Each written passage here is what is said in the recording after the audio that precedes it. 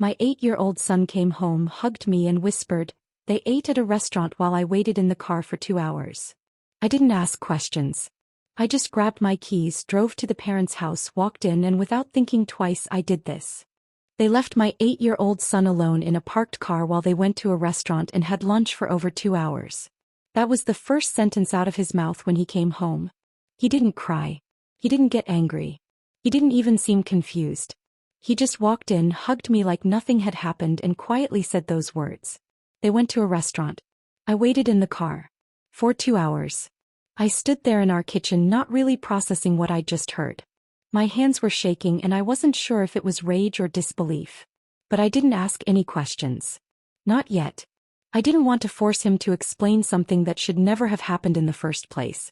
I told him to stay inside, grabbed my keys, and left. 10 minutes later, I was standing in the entryway of the house I bought for my parents. They were sitting in the living room like it was any other lazy afternoon.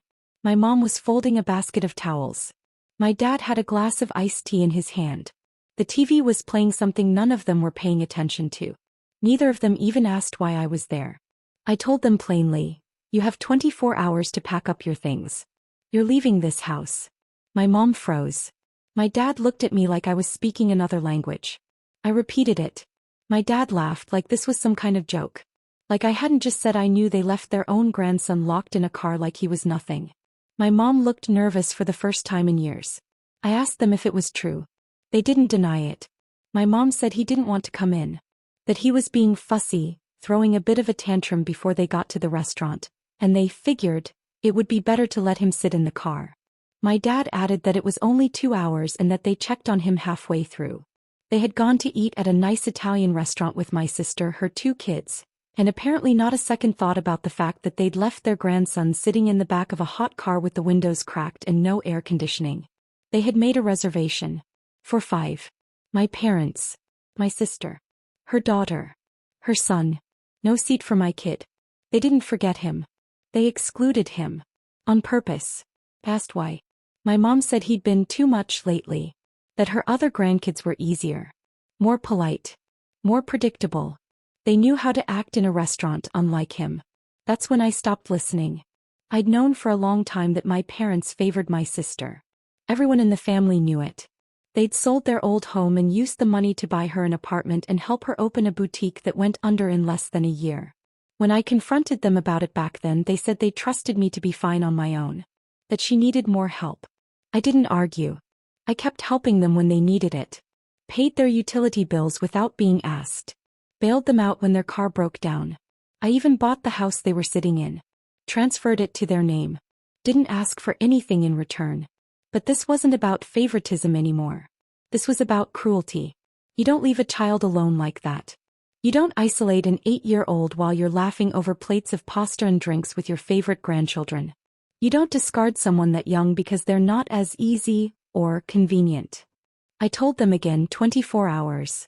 Get out. My mom tried to defend it. She said I was overreacting. That he was safe. That he was fine. My dad said maybe next time I should teach my kid how to behave if I want him to be included. That was the moment I realized I didn't recognize either of them anymore. I turned around and left. Drove home. My son was on the couch watching a cartoon. He didn't say anything when I walked in and I didn't bring it up. Not yet. But I knew one thing. They were never going to be near him again. I thought that would be the end of it. But it wasn't. That was just the first crack in a wall that had been holding back years of things I hadn't seen clearly until now. The next morning I got a call from my sister. Not my parents, her. She didn't even ask how my son was. She got right to the point, accusing me of overreacting and creating drama where there wasn't any. I didn't even ask how she found out so quickly because I already knew.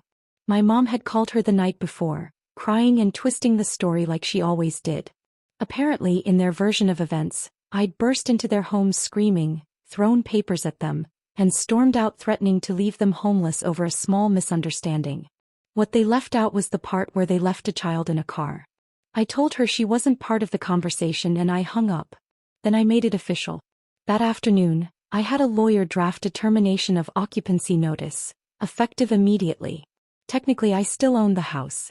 I'd transferred it to them under a private agreement, but the title was in my name. I had let them live there for free. Property taxes, maintenance, insurance, all of it came out of my pocket. I printed the document and drove back over.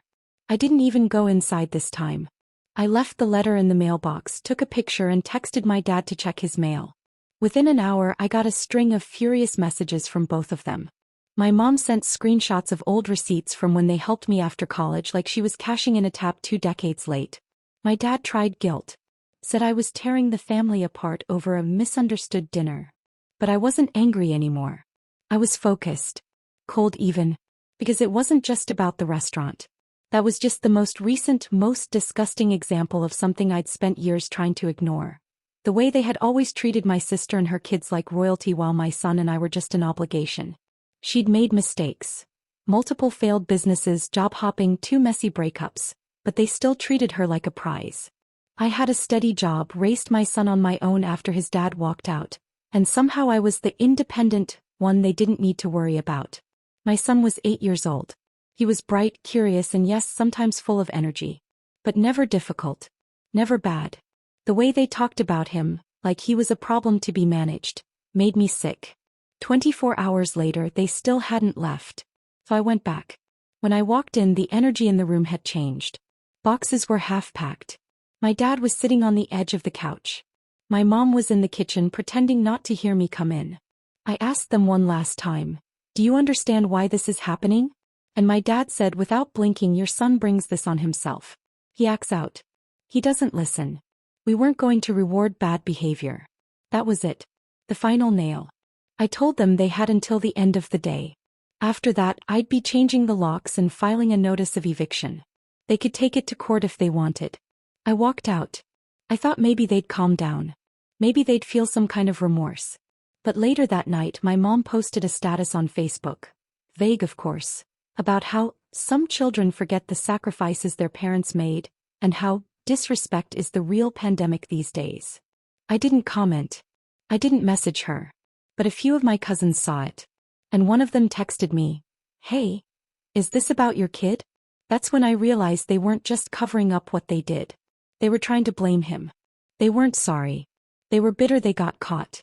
But I still had no idea what was coming next.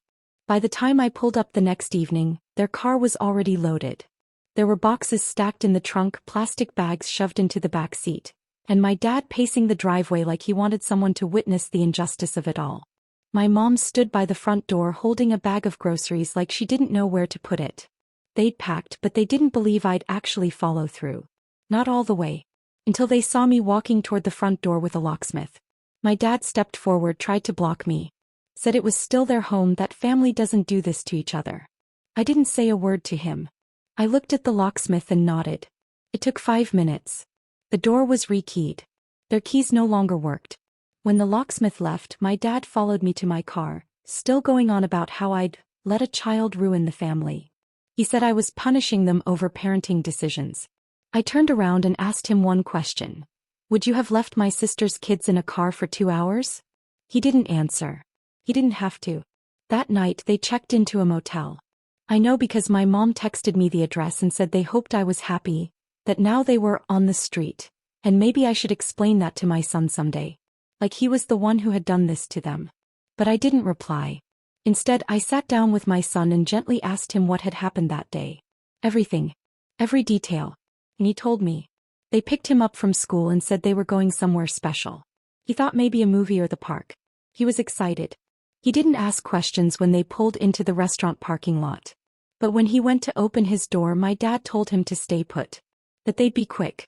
That this wasn't for him. He waited. He watched them walk inside. He said he kept looking at the restaurant door, thinking maybe they'd come out soon. He finished the crackers they left. He fell asleep at one point. When they came back, they didn't ask if he was hungry. They just told him to buckle up and said, "We'll tell your mom you were tired and didn't want to come." That was the lie they'd planned to tell me. That's what they would have gone with if my son hadn't said anything. It made me sick. And then came the twist I hadn't seen coming. 3 days after I kicked them out, I got a call from the hospital. My dad had been in a car accident on his way to pick something up from a storage unit. His leg was shattered and he needed surgery, expensive surgery. My mom called me from the waiting room, voice trembling now, asking if I could help. Not with money. With consent. They'd put me as an emergency contact when they moved into the house. Somehow I was still on the paperwork. Without me, he'd have to wait for emergency court approval to authorize the surgery. I paused. I didn't say no. I didn't say yes. I just said I'm on my way. When I got to the hospital, my mom was sitting in a corner chair, staring down at her hands like she didn't know what they were anymore. I didn't say anything to her. I walked straight to the nurse's station, confirmed I was still listed as emergency contact, and signed the forms. That was it. It took 5 minutes to make sure my dad would get the surgery he needed. When I came back to the waiting area, she was crying quietly. She asked why I even came. Why I didn't just ignore the call. Why I still cared. I told her the truth, because my son was watching. I knew he'd ask where I was going when I left the house. I knew I'd have to explain. And I knew someday when he's old enough to look back on this, I wanted him to know exactly who we are, not who they are. We don't abandon people. We don't punish people when they mess up. We don't turn our backs when someone's hurt, even if they deserve it. She didn't have anything to say after that. Just nodded. While my dad was in surgery, I sat with her in silence. For over 2 hours. And not once did she ask about my son. Not once. Later that night, after I got home, my sister texted me. Just 2 words. You're pathetic. She hadn't visited our dad. Not once. Her kids didn't come. She didn't offer to help. She didn't even ask how he was doing. She just watched from the sidelines and mocked the one person who showed up. The next day I went back to the hospital. My dad was awake. Groggy, in pain, barely able to talk. I thought about turning around and leaving. But I didn't. I stood there and told him everything I needed to say. About how I wasn't angry anymore. Not because I forgave him, but because I didn't care to waste any more energy being hurt by him. I told him he had a choice now. He could keep blaming an 8-year-old for being too much. Or he could start trying to be the kind of man my son might want to know someday. He didn't respond. But he looked at me. For once, he didn't try to argue. When I left, I stopped by the nurse's station and paid the portion of the bill their insurance wouldn't cover. Quietly. Without calling anyone. Without asking for anything in return. My son was asleep when I got home. I sat on the edge of his bed and watched him for a minute. And for the first time in weeks, I felt like I could breathe. But this story wasn't over. Not yet. A week after the surgery, the hospital released my dad. I didn't go to pick him up. My mom found a way. I assume she asked a neighbor or maybe even called my sister, though I wouldn't be surprised if she got silence back. They checked into a small rental apartment across town. 1 bedroom. Barely furnished. My mom texted the address but didn't invite me. I didn't ask. Things got quiet after that. No angry calls. No Facebook posts. No dramatic group messages. Just silence. It felt like they were finally sitting with what they'd done. And honestly, that silence was more honest than anything they'd said before. Then 2 weeks later, something changed. I was coming out of the grocery store with my son when I saw them. My mom and dad were standing by the sliding doors like they'd been waiting. My first instinct was to turn around, walk the other way, but my son saw them before I could. He waved. They waved back. And then he looked up at me and said something that cracked me open a little. Can they come over now? I think maybe they miss me. He wasn't asking for them. He was trying to forgive without understanding what it meant. Because that's what kids do. They give second chances before people deserve them. I didn't answer right away. I told them we had ice cream melting in the car and we'd talk later. That night I thought about it for a long time. About how they'd thrown away so many chances. About how they'd shown me, over and over, who they really were. But also about what it would mean to not let them back in, now that my son was willing to. So the next day I sent one text. If you want to see him, you come here. And you earn it. They showed up the following weekend. No gifts. No excuses. My dad walked with a cane and he struggled up the steps. My mom kept her eyes on the ground the whole time. My son greeted them like nothing had ever happened. I watched the way my dad looked at him. Not like before, not with that tight-lipped tolerance he used to hide behind. This time he really looked at him. Said his name gently. Psst about school. They stayed for less than an hour. My mom barely spoke. But when they left, my son smiled the whole rest of the day. He didn't know this was a test. He didn't know I was watching every word, every expression, waiting to see if anything had changed. But something had. Just barely. And then came the part one never expected. 2 weeks passed. Then another. My parents didn't ask to come again, but they called once, just to say hello. My mom kept it short. My dad asked if my son wanted to go get a burger sometime. Just the two of them.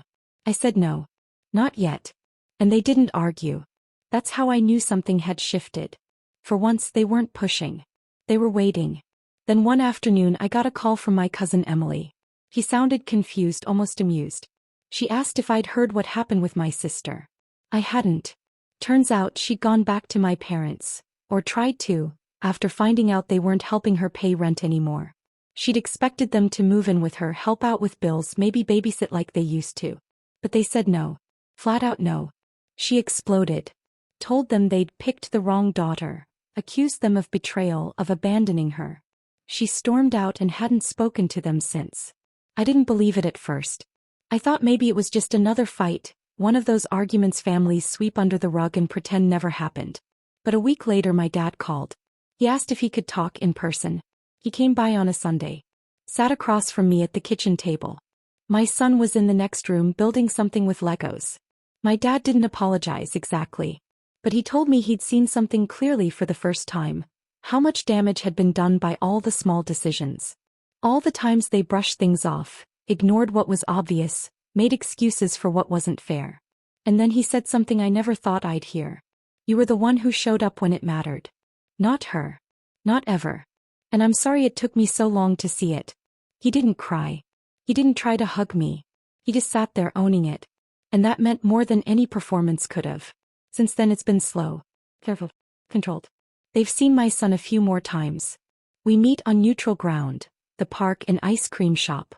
I watch their words. I watch their faces. I watch everything. But my son is happy.